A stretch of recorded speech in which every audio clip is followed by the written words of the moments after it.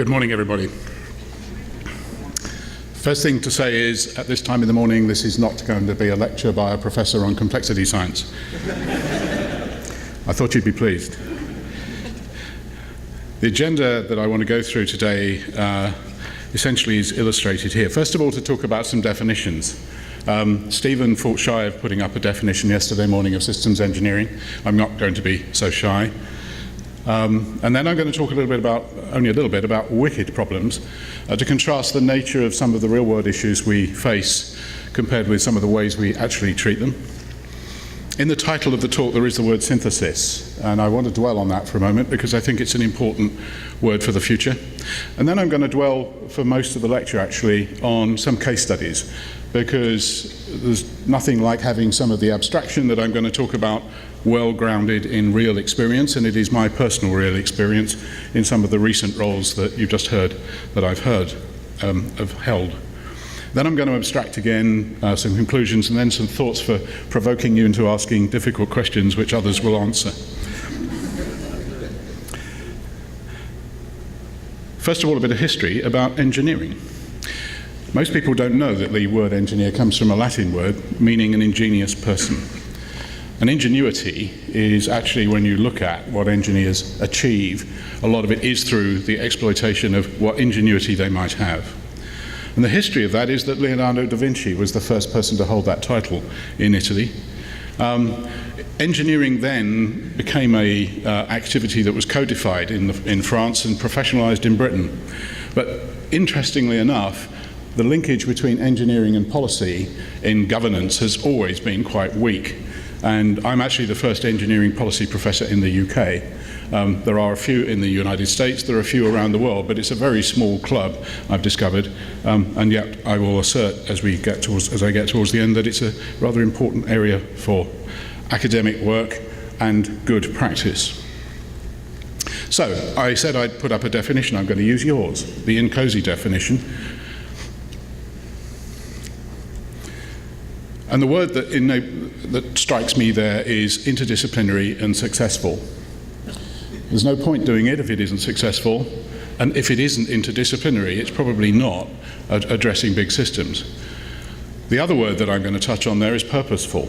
If we don't understand the purpose of what it is we're acting upon and doing, then we'll lose track of what it is we're all about. That may sound rather trite, but actually it's all too easy when you get into the bowels of the day-by-day routine of dealing with things to forget why you're doing it. And part of the leadership role, of course, is to keep people's eyes focused on what is the purpose of the activity. And here I must acknowledge the fact that Patrick Godfrey, who you've heard about this morning, and I are working together on quite a number of things, and quite a number of the concepts that I will be bringing out, integrated with my own thoughts, have come from conversations that I've had with Patrick. So Patrick, thank you. Certainly it relates to the development and delivery of goods and services. And services are becoming, at least in our country, more valuable to society than goods. And yet they're more complex because services are things that are consumed in very different ways by people. And I'll come back to the issue of people later. And of course it's got to deliver real benefit. Benefit quite often means numbers that are expressed against some currency. In other words, cash. But actually benefits now are a much broader basket of value propositions. And in the past we have perhaps tried to monify everything into economic or financial terms. Maybe we need a more holistic value proposition set of evaluations for assessment in whether the benefits to suppliers, customers and society are appropriate. And again, I'll come back to that. All technical domains and all business functions. It's quite obvious to all of you that systems engineering has grown out of a subset of business functions and technical domains, but it's now expanding rapidly into lots of other ones. And that expansion process means it needs to be re-engineered in such a way that it is appropriate for the domains in which systems engineering is going to work. It doesn't just fit because it worked in aerospace or in defense. So the re-engineering of systems engineering because systems engineering was engineered, unlike business process. There's this phrase out there called business process re-engineering. When did you come across a business process that was engineered the first time? So I think there is something about how we contemplate our own methodologies and our own approaches and say, are they entirely appropriate for the new domains in which we're trying to apply them? So I'll now move on to systems thinking. Again, a definition. No simple answers. Einstein had a lovely quote that things should be made as simple as possible, but not more so. I think there's a new phrase which you might have heard for the first time here, but I haven't found it anywhere else, which is things should be made as complex as necessary, but not more so. And we tend, in some areas, to over-complexify, make things over-complex. On the other hand, we shouldn't look for simple answers if there aren't them. And that means looking at the connected wholes rather than the separate parts, and this definition, practical holism, I don't particularly like, but systems thinking is what is becoming quite fashionable. And it is a framework for looking at the interrelationships between things. In fact, some of the work that Patrick and I have been doing is very much deeper than interrelationships. It's interdependency. One piece won't work without the other piece working. And that can be a mixture of things that need to interrelate. It may be people, it may be technology, it may be data, it may be energy, all sorts of things that are interdependent. And those general principles spanning this wide range of fields is crucial. So again, I've quoted from other people's work. Like most of us, we grow on the back and the shoulders of other thinkers who come before us. But what I'm trying to do now is to bring together some of the concepts that others have put forward and describe them in a way which I think offers avenues for exploration and practice for the future. So as an example of systems thinking in national infrastructure, which is where my own work has been and continues to be, and by national infrastructure I mean those boring things like all the transport systems, all the energy systems, all the water systems, the waste systems, and the ICT that makes a developed society a developed society. They're boring because you expect them all to work all the time, and we only really notice they don't when they break or fail in some other way. So what we've been looking at in the UK is to see whether there are new ways of thinking about national infrastructure which pull explicitly on interdependency between socio-technical systems and look at ways in which we can analyse and invest in those infrastructural systems in a much more holistic way than we've done in the past. So you don't just build a railway line, you build a means by which people can carry out a journey from A to B. And that's a very different value proposition. In other words, we articulate the purpose from the point of view of the end user rather than from the system's point of view.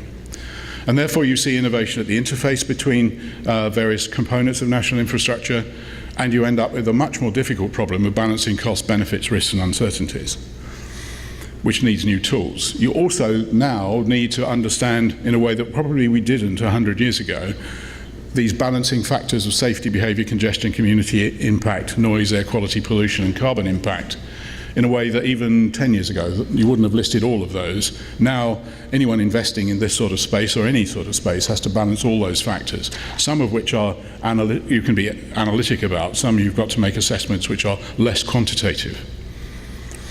And that means you need good information, and that obviously means you need good data. So data from all sources over the whole range of the program, what you need in order to decide to do it, what you need in order to build it properly, what you need to operate it.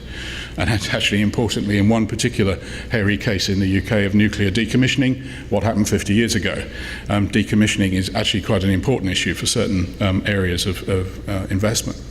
So underneath that, the modelling community is now beginning to help us with systemic models that allow predictions to be made right the way through the network and right the way through the life cycle.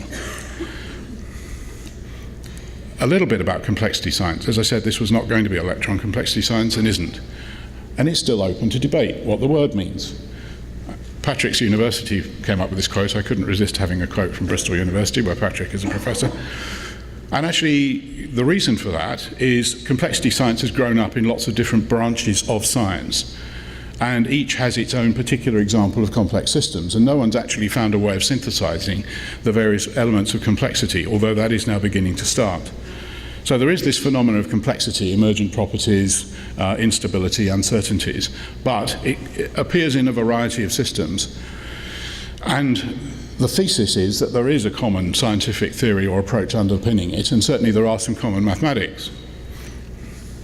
But when you start applying it in different domains, you end up in different places. But those domains interact and are interdependent with each other, whether it's a social domain, a natural domain, or a physical domain, a man-made physical domain. And that means you end up with the synthesis of complex systems which had already diverged from a common mathematical base, and now you're reintegrating them. So you've got the interaction between complex systems. And we're now beginning to have to understand that, in particular where extreme weather events, which turn out to be very unpredictable. As an anecdotal story, I was in Australia with the chairman of Santos, who are a very large oil company, when the cyclone went ashore in the Bay of Bengal. And he was sitting there with his phone virtually on his head because he got an $800 million refinery right in the track of this cyclone. It missed by 20 miles, but he only knew that 20 minutes before it turned left and missed. Some of you in this country know about tornadoes and hurricanes that come very close or not to wherever you happen to live. So that type of uncertainty, that type of complexity is one we're now having to face in understanding how to build our built environment and how to build the social environment for resilience, evacuating people as appropriate. So those are the examples of what I mean by interacting complex systems and our ability or not to understand how to work in that space. This is a piece of work that a gentleman called Patrick Botemont has done. He's a member of this partnership called the Abaki Partnership, and I put this up with his permission, which is a way of condensing some of what I've said in terms of communities of interest. That's what COI stands for, communities of interest. And I know this might be quite difficult to read because you'll need to twist your head to one side. But on the left-hand side, we've essentially got communities of interest which are really well defined and are the sort of traditional institutionalized groupings where system design behavior is all verifiable. And you'll all recognize that because in some ways that's the root of where systems engineering has had its most impact. But as you go towards the right, you start seeing groupings, organized response, ad hoc activity, and what is now happening out on the streets, riot mobs and individual activists, slightly topical at the moment. And therefore the methods by which you think about how to address the systems issues that arise in those different natures of communities of interest are written at the bottom. Now, this is derived from a book that Patrick and a co-writer wrote called Complexity Demystified. And it's worthy of a read. It's not a particularly heavy book, and it's written in very open English. So I put that up purely to illustrate the principle that there are various communities of interest with different aspects of how rigid and structured their thinking is about the issues for them. And if you've got them interacting, which in any real situation you certainly have, you need to understand how these different attitudes to complexity, systems thinking, and system engineering actually behaves.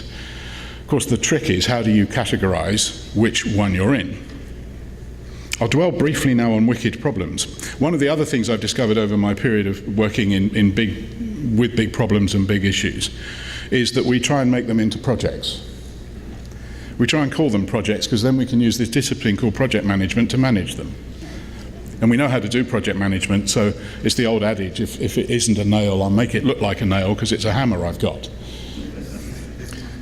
And I think wicked problems are much more descriptive of the real world, and we need a new structure by which we lead and manage the strategies for developing the solutions to wicked problems, which are typified by the fact that you don't really understand what it is you have as a problem until you start trying to solve it. So you learn by doing. And if you don't learn by doing, you continue to make the same mistakes time and time again.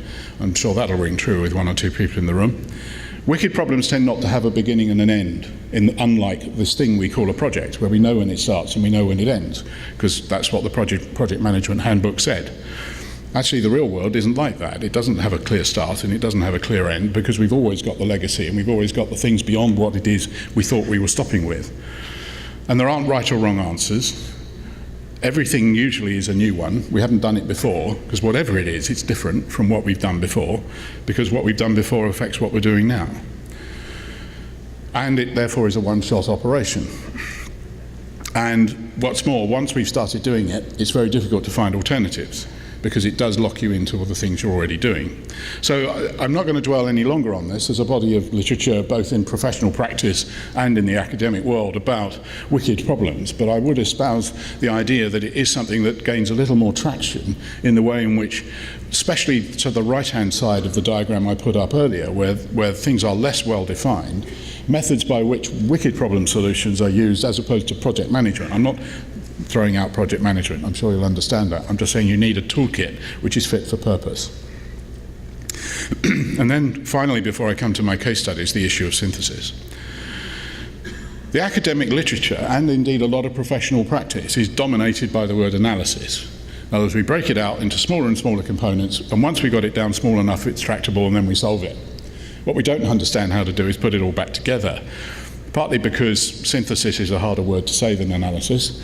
But have anyone in the room got a job title with the word synthesist in it? No? Anyone got the word analyst in their job title? None of those either. Well, that's interesting, isn't it? So you'd either don't break it up or you don't put it together. But you see what I'm getting at, I hope. But the idea that joining things up needs a new discipline of work. And of course, that is something that is beginning to happen, partly through modelling and partly through new ways of thinking about the mathematics of synthesis. And indeed, the award for the paper from MIT this morning was exactly in that space, as we know your work and you know some of our work. So it tends, however, to be observational and principled. And that's good, because you need that sort of work. But taking it out and making it pragmatic and practical is not something that's really happened very much as yet, except in case studies. So there is a lot of case study material of how it's done by people who have an intuitive grasp of how to do it.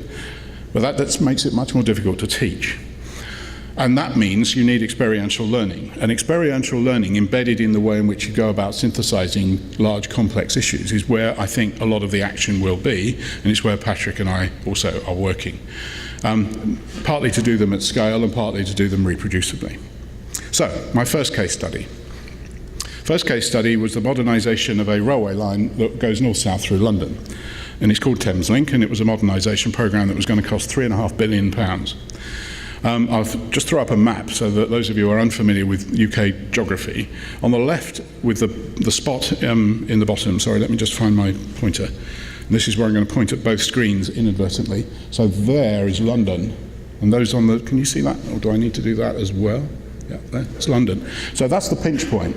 So there's lines coming from the north and the south. There happens to be airports at both on both the north and south lines. So not only are we going through the middle of London, this pinch point here, we've got airports up here and an airport down here somewhere. So we've got a lot of traffic, both commuting and tourist and international traffic on these train lines, and they all go through this bit in the middle, which is the main north-south artery through London. So the thesis was that in order to make this better, we need to increase the passenger throughput. Absolutely crucial to the business case was to get a lot more passengers, particularly through that middle bit, particularly at peak hours. London, about 2.5 million people commute in and out of London every day. It's an 8.5 million, pushing 10 million city, so we're investing in this for the future.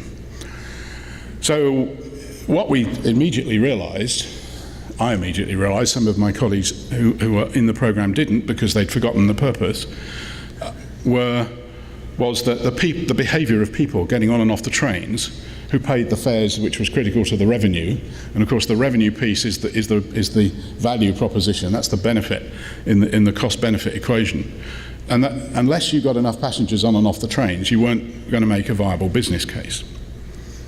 The model that they were using to look at the behaviour of people getting on and off trains was based on a 30-year-old design of old types of rolling stock and very, very simplistic analytics.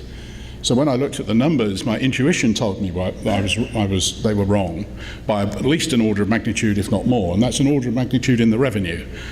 And that sort of rather destroys the business case. So eventually we managed to get them to understand that they needed to use what had already been created, a new experimental rig, which looks at detailed observations of how people get on and off trains.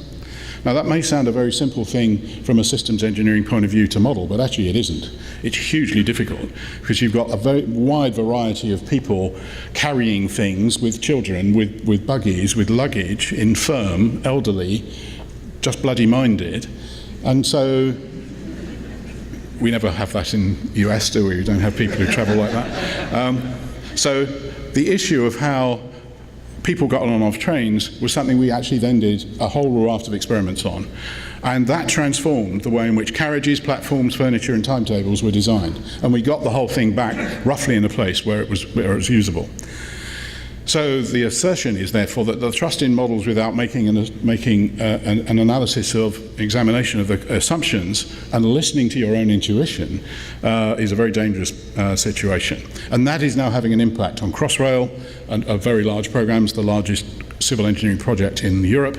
It had an impact on our Olympics and other legacy system upgrades in our high-speed rail link. And it is now taking a view outside onto the interdependence between transport projects. This is the facility. It happens to be at my own university, but that's accidental. And you can see here's the rig of a train. We're actually instrumenting a bus as well, because buses accelerate and decelerate, especially electric buses. The torque you can get from the electric motor allows a bus to accelerate at a much greater rate than you can with a diesel engine. But of course passengers don't know that. They just get slung to the back as it takes off. And the drivers aren't trained to control it at the moment. Well, we're working on that. So this is down the bottom is an aerial view of the way in which we analyse how people move. Everyone's labelled. We have masses of cameras, lots of video analysis, lots of other forms of analysis. And it's called Pamela, and we'd be delighted to talk to anyone who might want to come and work with us on their problem. Case study 2, different, totally different, biomass. The exploitation of biomass to make biofuels. What was the case was that cultivated and natural biomass can be used for fuel. Brazil had been doing it for 30 years, seemed a really good idea to develop low-carbon fuels by the use of biomass. However, it was then noted that if you grew this at any sort of quantity, then you grew that instead of food, and if you grew it instead of food in poor parts of the world, you starved people. So we can have low-carbon fuel, they don't have any food. Not a particularly good ethical position to adopt as a Western country. And what's more, we discovered that actually a better way of using biomass was for energy and heat rather than fuel. So what we needed to do was understand how to make biomass feedstock sustainable and possibly mix it with commercial and domestic waste instead, obviating the need for a crop-based approach. What we also discovered was that when you start growing crops in soil that has never been cultivated, you have no idea how much carbon is released. I'll show you some curves in a moment. So the uncertainty around this situation of the science and the engineering and the ethics was huge. And yet, the UK and Europe had already committed itself to biofuel targets, which caused us to go into a position which was unethical, unsustainable, and going to be very difficult to get out of. And what I did with colleagues was to create a pan-departmental science and policy coordination activity, which generated a lot better evidence and allowed our politicians to get in a sensible place.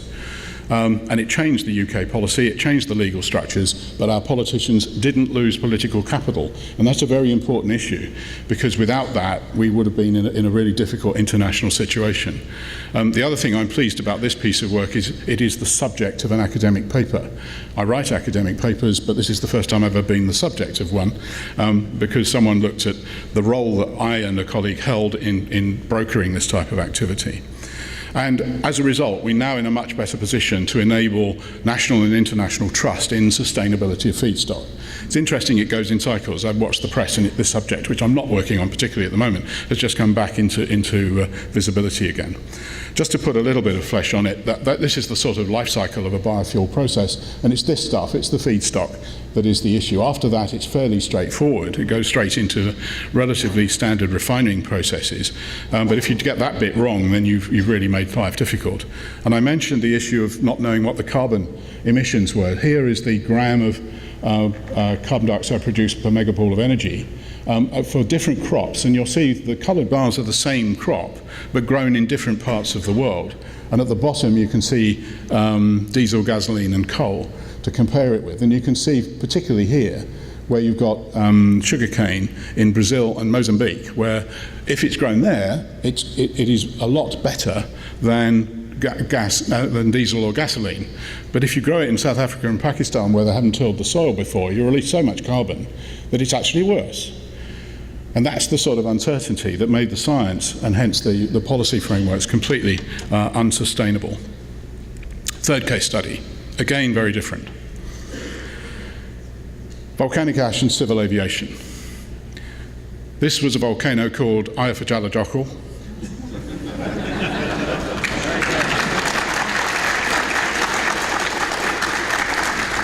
Now, there will be some Scandinavians in the room who will know that isn't the right pronunciation, but it's close. And it was known as that volcano in the UK during this saga. And some of you, and in fact probably most of you, were impacted by that particular episode, and you will be horrified to know I was in one of the hot seats at the time for the 5 days that we had to deal with it. It had not occurred previously. In the previous 30 years, we hadn't had that type of eruption through an ice cap, and that was what was distinctive about it during that period.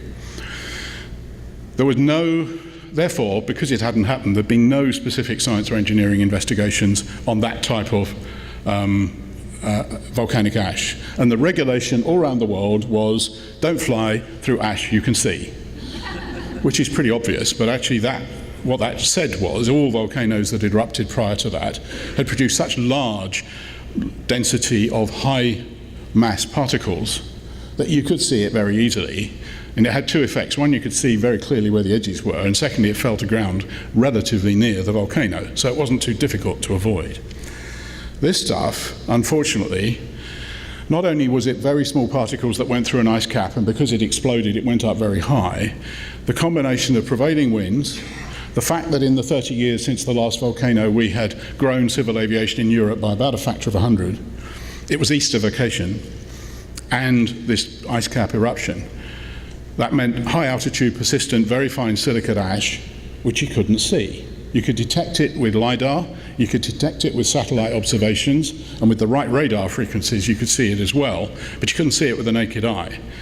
And we had real problems with some of the airline directors, chief executives, who said, but the regulation says I can fly in it if I can't see it. And of course we started to say, yeah, but see means detect, doesn't it? And one particular Irish gentleman said, no, it means see. You probably know what I'm talking about.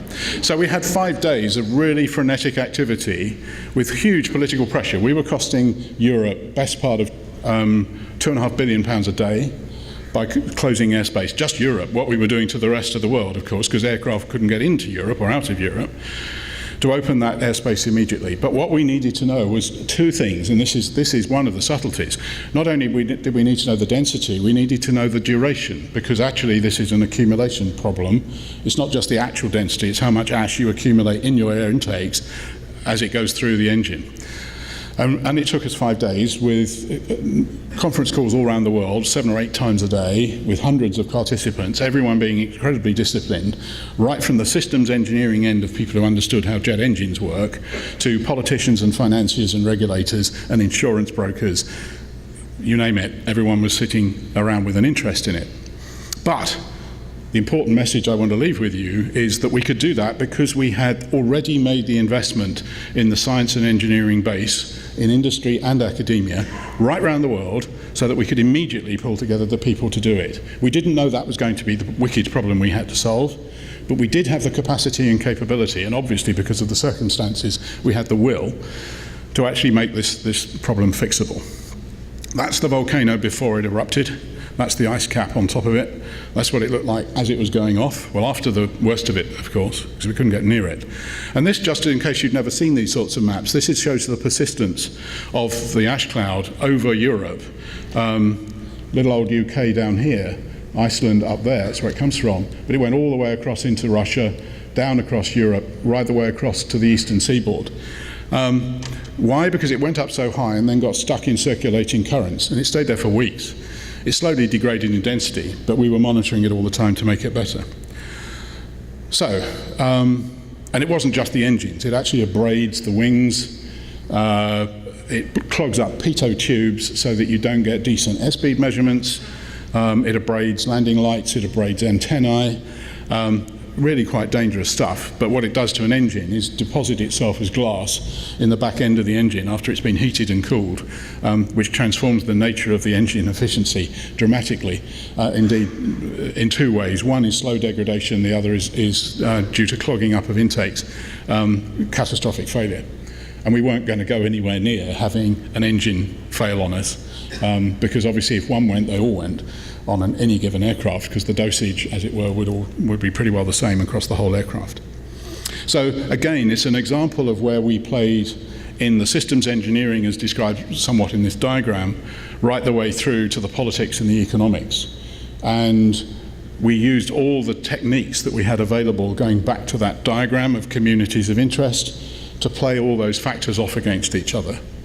And that's why I think what we need to do is understand how to codify these sorts of things in such a way that we can understand the methods and approaches that are needed in order to deal not just with catastrophes like this, but with normal processes in the way in which we build our complex systems. So going back to some abstraction, therefore, the real world issue is how we synthesize the problems and interests of communities of interest during the whole life cycle of an activity. This was a very short activity in an emergency.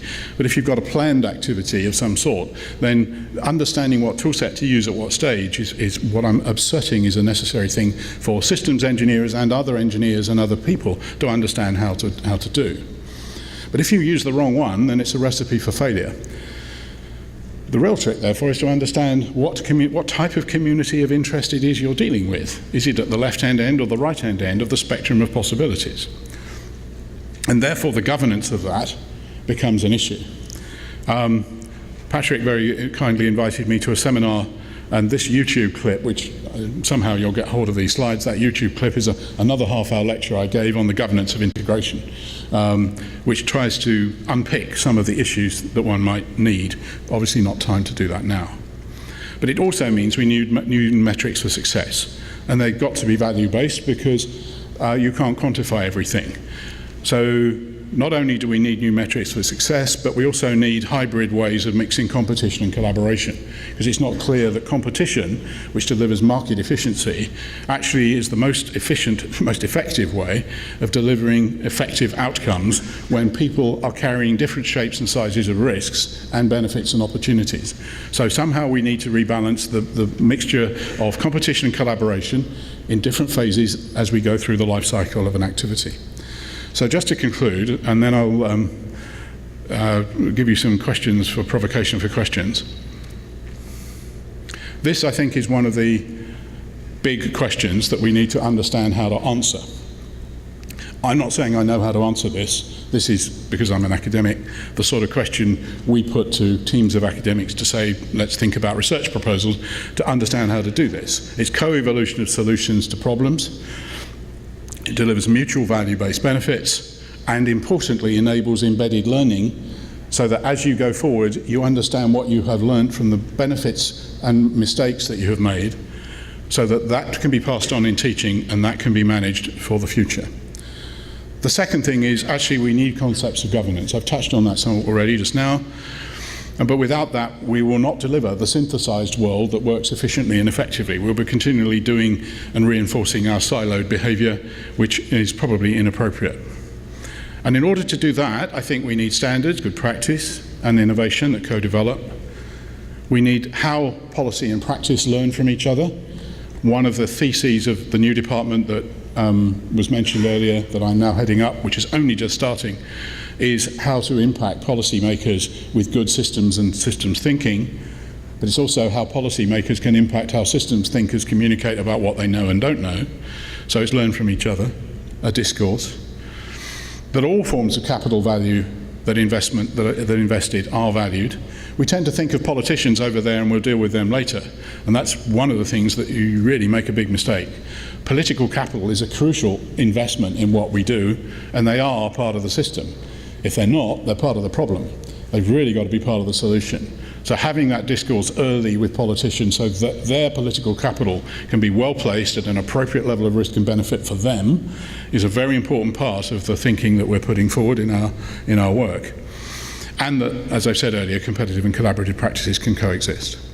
Now, there's a certain cartoon strip which I always think has the last word on these things, so I thought I'd pick on 3 of them. Firstly, on metrics and data. This actually says put the political capital in early.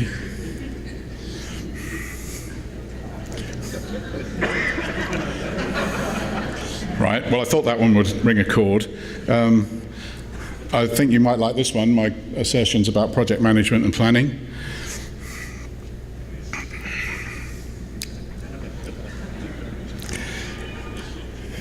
But it is actually a serious note at the end that if you do call it the purpose, then the plan becomes a means by which you achieve it, not an end in itself. And lastly, and most importantly in some ways for me, benchmarking, which I think is one of those other areas where it has some value, but it also has some... But it also touches on this issue of maturity and what a community of interest has by way of its properties, because if it isn't mature enough to handle the complexity that it is trying to address, then it will almost automatically fail. And I think there is an issue to do with how we evaluate the maturity of elements of organizations and their ability to handle complex issues. So, some questions I hope that might stimulate some debate. We have an issue to do with the way in which we're putting ICT and smart technologies into almost everything we think about. And that means data and information is available very much more quickly than we'd had it before. 3, 4, 5 orders of magnitude more quickly. But political timescales and political life cycles haven't changed a jot. Now, any control systems engineer will say, well, if the political system control loop is part of the system and we've just changed the time constants everywhere else, it's going to go unstable, right? And I think what we're seeing is certain elements of what we're doing going unstable because we haven't understood this mismatch between time constants, fundamental sort of clock rates, tick rates, of various elements of this complex society we built. Data governance and data acquisition in this multifactorial world is tricky. Comes into this issue of privacy at one end. There's a scale of data, there's a thing called big data, open data, which is a very hot political issue in the UK at the moment, and I know is here too. And indeed G8 made a big statement about it only last week, which I thought was interesting, and I know the UK was one of the major drivers for getting that out there. Most of you will recognise this. Our university, my university, and indeed I know Patrick's university in the UK, is pushing hard to make sure that we deliver engineers. We can't do much about the politicians yet, but we're talking to the people who educate politicians to break out of this siloed behaviour, because whilst you need domain experts, I'm not decrying that at all, we also need people who understand the big picture and can work in the big picture. And I think INCOSE and systems engineers can take a lead in establishing this new world order, and I don't mean that in the old sense, in a new sense. By producing thought leadership events, by convening mechanisms for debate about this subject, on multidisciplinary discourse, methods education, principles for governance, the superstructure that allows systems engineering to have appropriate and proportionate impact where it should do. And I think INCOSE is on a very good track to deliver on that, and I would be very happy to engage further and see if I can help with any of that. Thank you very much for your attention.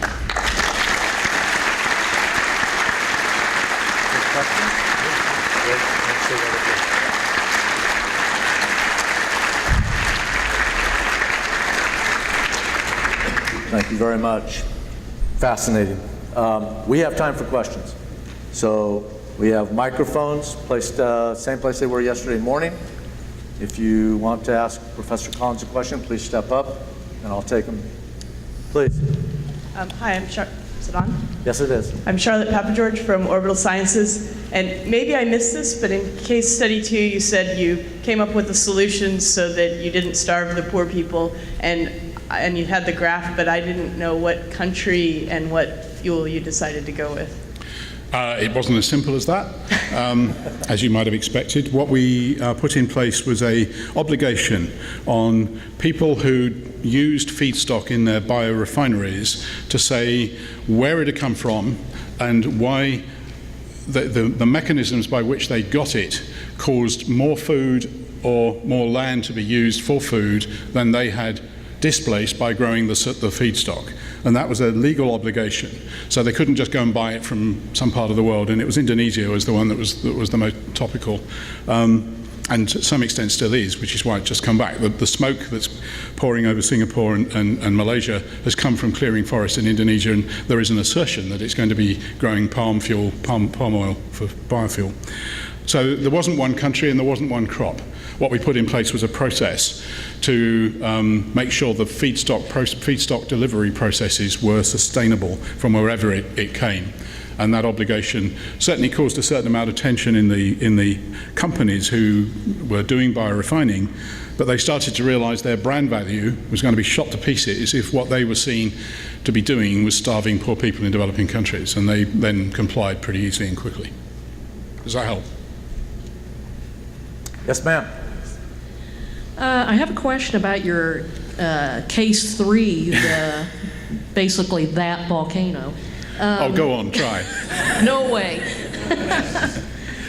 You said you already had an already convened or made investment to create a network of I guess, SMEs, experts, to answer problems. Was that brought together? And I mean, how long did it take to bring that together? And did you train, have, lack of a better term, conference room pilots like you would in disaster recovery to get up and running with that? Okay, so somewhere around 36 hours to find the right people. In my role as a chief scientific advisor, I should explain, there's one in each department of state. And because this was a transport issue, it was sort of fairly high up my list of urgencies.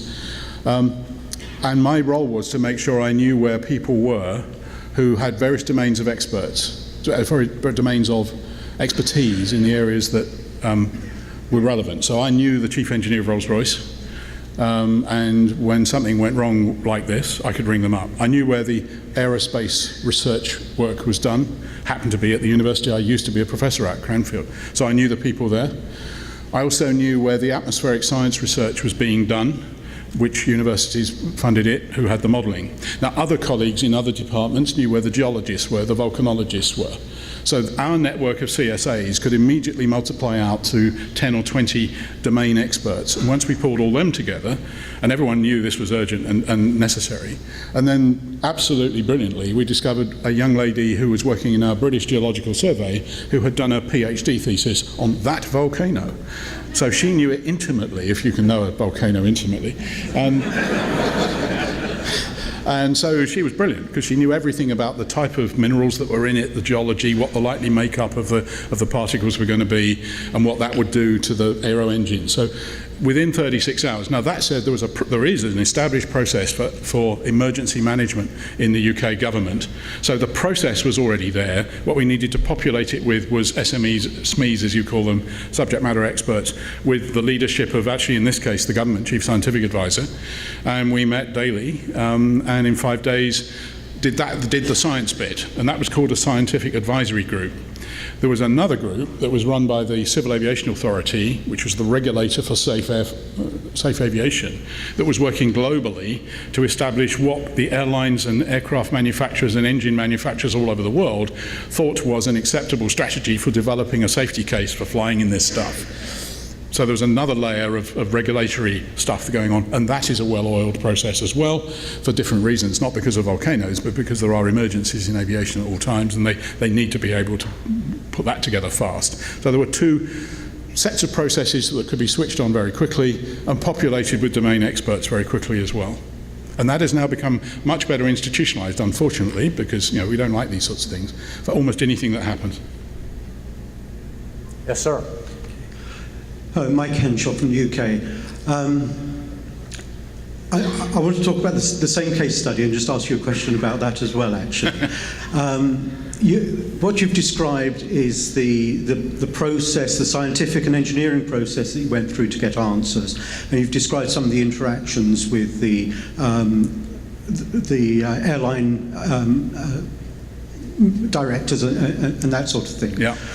One aspect that you haven't touched on, but I think probably was quite significant, was the way that the media dealt with the problem. Along with probably every other academic in the UK who'd done anything to do with aeroplanes, we were inundated with the press calls asking us for opinions of whether it was safe, whether it wasn't safe. But in a dynamic situation like where things are happening very fast like that, actually the prevalent attitudes and the way that people behave can be very significantly influenced by the media. I don't know whether that was taken into account or how you dealt with that, and whether that's a significant problem for other similar sorts of events. Good question, because the media, I said about politicians, should be considered to be part of the system of systems that you need to evaluate in circumstances where you're dealing with issues. And it is also true that the media should be. And it's very difficult to do that because the media have a different business proposition. They want to sell stories, and stories tend to sell better if they're off the edge of normality. We had enough edge of normality with this anyway, but to further excite it and exacerbate it on the fact of speculation and not be very clear that it was speculation. So there was some mischievous reporting. There was some hearing the lobbying of the business community and the airline community over the top of the people who were actually trying to deliver the engineering and scientific evidence that should have been and indeed was. So resisting, used at the end, so resisting that sort of situation was very important. It was clear that this particular incident was actually handled at a very senior level in the UK government. So most of the high-level communications was I didn't see. I had my head down dealing with what I was dealing with, and if that wasn't my job to do the communications of it. We obviously fed what we knew and what we didn't know and what we were doing to deal with what we didn't know to the communications people, and those messages were sent into the media process. To what extent they chose to listen, be partial in the way they use that evidence, it's always outside your control, and that is what communications experts are about, is making sure it's very difficult for the media to be partial in the way they use the evidence. But there certainly was in that case partial use of evidence which excited various communities to go in certain directions. And we learned from that. So in subsequent incidents, we're getting better at trying to wrap the evidence up in such a way that it can't be deconstructed to be used in a partial way, but it's not always possible. So it's work in progress, that one. We didn't necessarily get it right, but I don't think it was too bad once the facts actually came out. No aircraft dropped out of the sky, which is really what our worry was. This will have to be the last question. Yes, sir. Thank you. My name is Tim Christofferson. I'm with Raytheon. First a comment and then a question. I think that the solution for a wicked problem may have been demonstrated yesterday in Miami, where the Heat had their celebratory parade and no backpacks were allowed for the audience as a result of the bombing. Excuse me? I'm sorry. Thank you. Let me start again. Some people couldn't hear. I have a comment on perhaps the solution for a wicked problem was demonstrated yesterday in Miami at the celebratory parade for the Miami Heat, who just won the NBA. And there were no backpacks allowed.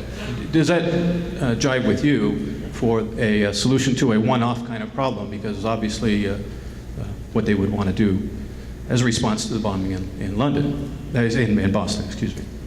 My question is, though, that I had read a newspaper article recently about that volcano, and it suggested that the carbon emissions had eliminated any of the savings that we had made over the past number of years, and I don't recall. It was a significant number. Are you familiar with the study, and could you provide any comments to it? Thank you. Okay, the first point, terrorists are imaginative people. Telling them to take off backpacks, all they'll do is produce some other way of attacking the situation. I'm not saying it's the wrong thing to do, but I wouldn't fall into any sense of false security that is actually going to stop some determined person blowing themselves and the situation up with some other packaging of devices, which are already seen anywhere else in the world anyway. So it's a panacea, and I think. And it's good for the media, it's good for the public, it's good for confidence building, but in any technical sense, I wouldn't go too far. I am aware of that story of the impact on carbon. I've never seen the analysis at a level of detail that would allow me to say I agreed with it, but I was aware of the story. I mean, it's a nice, neat thing to be able to say, but all these carbon emission structures, particularly for aviation, are really complex. And I don't know that we really got to the bottom of all of that yet anyway. So I think, again, that's a drop in the ocean of what is actually going on day by day around the world. Thank you.